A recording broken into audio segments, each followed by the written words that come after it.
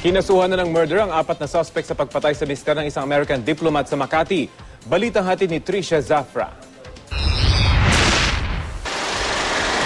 Bago mapatay ang Amerikanong biktima sa Makati, nakaalitan umano niya ang grupo ng mga suspect. Base sa CCTV na ayaw pang isapubliko ng pulis sa ngayon, ilang beses daw nakipagsuntukan ang mga suspect sa biktima.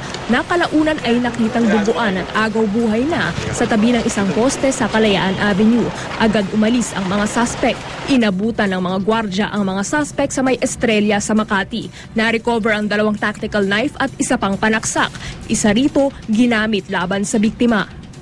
On the part of the victim, wala siyang arm na nag-iisa. On the part of the suspect, 4 sila and me arm. So ano ibig sabihin nito?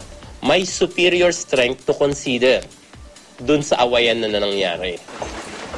Ini-inquest na para sa reklamong murder ang 3 suspect na pawang negosyante, pati ang isa na estudyante naman.